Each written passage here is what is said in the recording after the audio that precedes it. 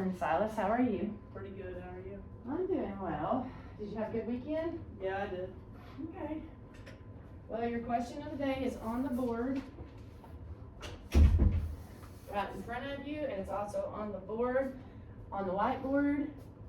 Your question of the day is, how can we use magnetic fields to explain interactions at a distance between the magnet and the coil?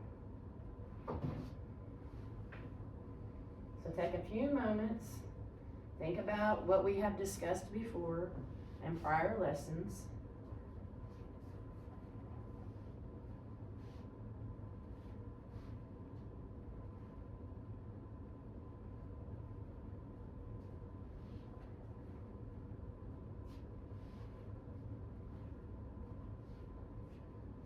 So how can we use magnetic fields to explain the interactions at a distance between the magnet and the coil? Go ahead and write your response. I'll give you just another minute.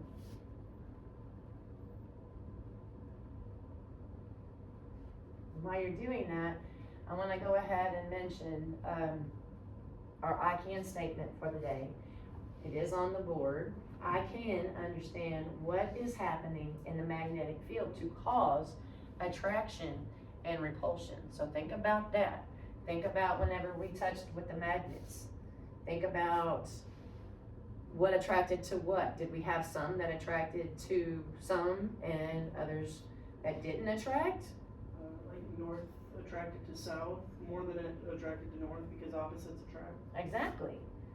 So your question, how can we use magnetic fields to explain interactions at a distance between the magnet and the coil?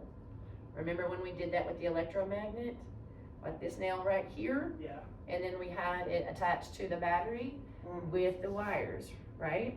Oh yeah, the one where like you wrapped it around the wires more and more and they got more powerful as you wrapped it around.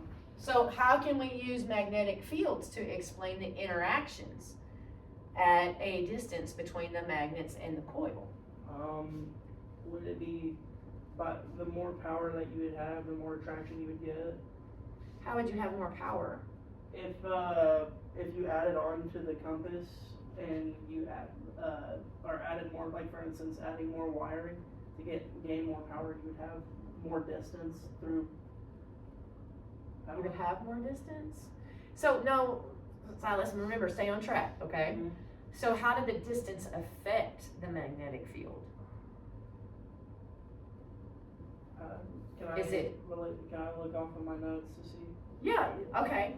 Well, do you remember what you did?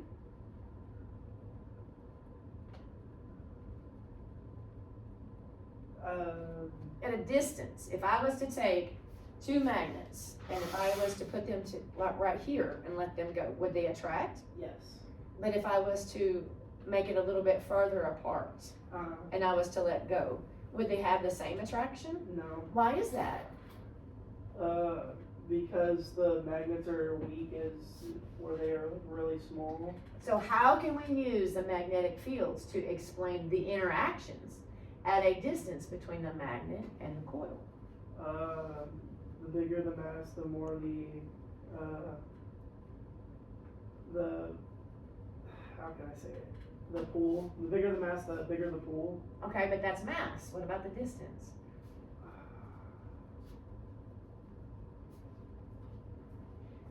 How does distance affect magnetic pull? Now let's go back. You mentioned your sheet. Mm-hmm. So we can go ahead and skip to that.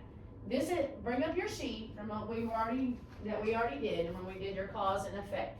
So look back at your notebook for ideas about the cause and effect relationships that we have uncovered in our last 5 lessons. And you are to complete that table with changes that we made in the system and the effects that we observed whenever we made those changes. So let's go ahead and do that then.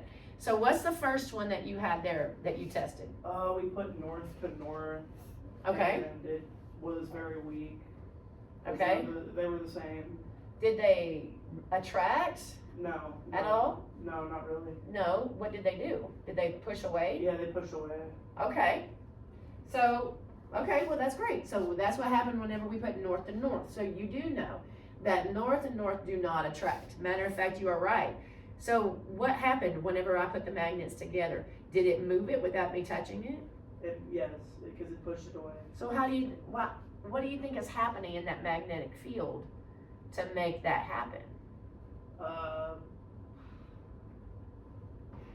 When the same things are trying to attract each other, they're more or less pushing each other away. Okay, So it's more, it needs a positive needs a negative to equal out, so then like it will be together. okay, so what's the next one that you tested? We tried north and south. You tried north and south, okay, 2 bar magnets and Yes. stuff. Okay, so what happened there? They combined. They did combine. Okay. And what do you think your reasoning is? They are opposites, and opposites attract.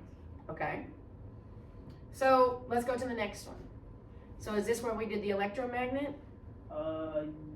It looks like that's where you started writing about the electromagnet. So how many times did you wrap it? Did you wrap it different times? The first time we wrapped around a good couple of times, and it wasn't really as effective. So then we tried wrapping it around a couple more times, and as we wrapped it more and more, it got stronger and stronger. Okay. So the pull got stronger, right?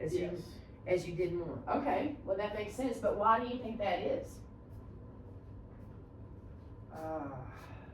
Why do you think the more pulls that you had, the more magnetic attraction that you had? Would it be? Would it be electricity or? Electric, or like, are you talking about as far as energy goes? Yes. Okay. So tell me more about that. What are you thinking? As I feel like as you wrap it up, the energy or the electricity and the energy gets more amplified. Okay. So as it gets more amplified, that makes the pull stronger or the repel stronger. So basically, the more that is of energy is the more it pulls or pushes or pulls away. Okay. So which one of these cause and effect relationships do we need to explain the interactions between a coil and a magnet that are not touching? If any of your table partners were present at this time, this is whenever you would be talking to them, but your table partners are not present.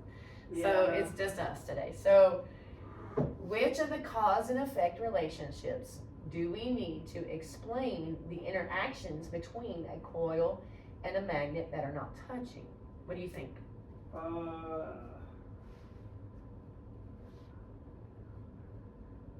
What do you think? As one. Okay, are we basing it off of like north and south, or are we just basing it off of whatever? The relationships that you put here. Okay. So on these worksheets. So as north. like again, think about it a question again. Which of these cause and effect relationships do we need to explain the interactions between a coil and a magnet that are not touching? I'd say the north and south magnet without. Okay. So you're saying that they attracted without touching? Is that what you're saying? Yeah. Okay. So which of these cause and effect relationships do we need to explain the interactions between a coil and a magnet that are not touching? So what do you think, if the coil and the magnet were not touching, do you think it would still have magnetic capabilities? Yes. You do? Yeah. Okay. So if the magnet and the coil are not touching, how do they have magnetic properties? Do we need to investigate that more? Yes. Okay. Could that be one of the questions that you want to investigate and then you put on the driving question board? Yes. Okay. Definitely. So let's do that. So we'll go ahead and put it on the board, but let's just see if we can answer it. So I will give you your Post-it that you can stick on the driving question board, and you can go ahead and write that down. And we will put that on the driving question board. So you think that a coil and a magnet that are not touching would still have magnetic properties. So your question would be, would a coil and a magnet that are not touching still have magnetic properties?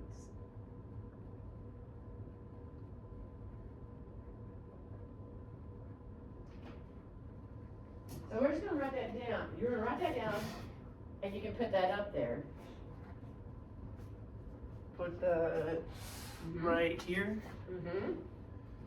With your class period. So we're gonna leave that up there, and we're gonna see if we answer that question.